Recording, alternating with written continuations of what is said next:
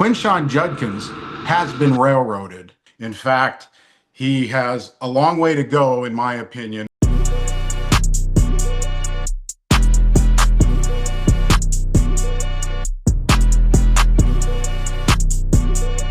Okay, so yesterday we got news about an ongoing situation within the Cleveland Browns organization with Quinshon Judkins. It was reported yesterday that Browns rookie running back Quinshon Judkins had his charges of battery dismissed. Prosecutors say that they are not moving forward with the case due to late reporting of the alleged incident, no surveillance video, and no independent witnesses. In July, Judkins was arrested for charges of battery and has not been in close contact with the Browns since then. But with yesterday's news, Judkins moves forward and will look to re-enter the battle for starting running back role with the Cleveland Browns. Is this far from over for Quinshon Judkins? The railroading of Quinshon Judkins is not over, not by far, Nick. In fact, he has a long way to go, in my opinion. But first, let's look at what just happened to this kid. Now, I am not here to suggest that what happened or allegedly happened didn't happen. If he struck his girlfriend, there's no excuse for that. We know that. However, prosecutors get paid to prosecute cases that they can win. This prosecutor looked at the evidence in front of him and decided that they could not win that case. That is a big fact here in terms of what's going to happen to Quinshon going forward. Now, I just want to look at some of the things. I have the police report right here. I've been poring over this for the last couple of weeks. She alleges in 3 instances where they were either publicly arguing or he struck her. One was they were arguing at the baggage carousel at Fort Lauderdale Airport. Surveillance video all over the place at the baggage carousel at the Fort Lauderdale Airport. So obviously, when they looked at that, there was nothing that occurred that looked suspicious, or at least rose to the level that they could get a prosecution and a conviction. The second thing is they get into, by the way, they get into a Lamborghini SUV. So this is going to play into what I'm going to say later, and it might not be too popular with people that are watching this, but this is my opinion. It's entirely plausible. They get into this. Now they continue to argue. That's where she says he struck her the first time. You're getting into a car that costs $3,000 a day to rent. There are no video cameras in that area to even suggest that there's an argument going on, that you can see clearly enough that there's body language that 2 people are arguing. Then he allegedly strikes her. She gets out of the vehicle, calls his mother, and says that she's already been struck and doesn't tell his mother what just happened. Third thing is then she gets back in, gets out again at Burger King. Burger King parking lot filled with cameras. So there are 3 public areas, no evidence to charge this guy. No evidence. Then she waits, and this is the thing the prosecutors did say. She waited 5 days until she actually filed a claim or pressed the charges. And then she said, by the way, that in those 5 days, what caused her to go from not pressing charges to pressing charges were multiple phone calls with friends and family, and that he shouldn't be able to get away with this. Again, if he struck her, he shouldn't be able to get away with this.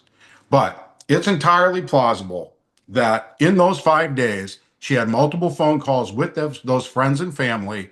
They told her, "You're on your way out, girl. You're on your way out. You better get what you can from this kid." And by the way, a 2nd-round draft pick, whether it's guaranteed or not, is big money. These are $20 million contracts over the life of the contract. And so that's what he was sitting on. That's what she was potentially sitting on if she stayed with him. 5 days is also enough time. The police report says that bruises were visible. Meanwhile, this kid's got no history at all at Ole Miss or Ohio State of having any incident at all like this. So here's what's going to happen to Quinshon. The standard, as we know, for criminal charges is beyond a reasonable doubt, and the prosecutor realized that he wasn't going to be able to prove this beyond a reasonable doubt. However, she's going to file a civil suit against him. Those standards are preponderance of the evidence. Now, we're going to find out probably a lot about whether this actually happened through that civil suit that I expect to be filed. And then she's going to wait until he signs his contract with the Browns. And by the way, we're going to get to the NFL in a second, but she's going to wait until he signs that contract. Then she's going to file a civil suit, and it's going to be for millions of dollars. Now to the NFL, it's going to be a long process for them still, as they're still reviewing the case, even though it was dropped by the law. The NFL will look to suspend him for how many games, do you think?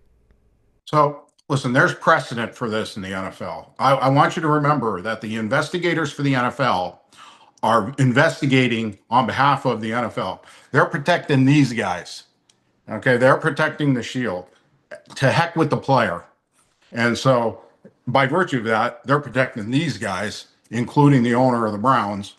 They're going to do that investigation, regardless if there's criminal charges faced. But the fact is, in my estimation, she's going to file a civil suit. Now there's going to be deposition and testimony under deposition under the penalty of perjury in that suit that the NFL will then use as further evidence in their investigation. So he's going to get suspended. Ezekiel Elliott was suspended 6 games for an accusation of domestic violence. They didn't continue to prosecute the case, but the NFL still suspended him. And I believe that's going to happen to Quinshon here, 4 to 6 games. It's for the NFL to save face because that's what the NFL does.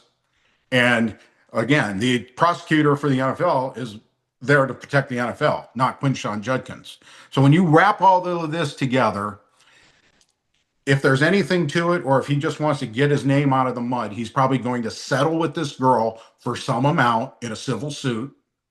And then the NFL is going to point to that as further evidence of his culpability, and he'll end up being suspended 4 to 6 games. They have to do that relatively quickly because now that he's free of these charges, the Browns are going to want to sign him to his contract and get him into camp. He factors very prominently into what they want to do this year, given the fact that he's one of, I'd say, 3 backs that they want to feature. Quinshon Judkins has been railroaded. He is not off the hook. He's not done. It's going to cost him money. Whether he did it or not, it's probably at least going to cost him a significant amount of attorney's fees to protect himself and to defend himself against what I think is a civil suit that's coming. Yeah, you had touched on it as well. Also, being a person who watches the Browns frequently, he's fighting for a spot to lead that backfield in the rushing game.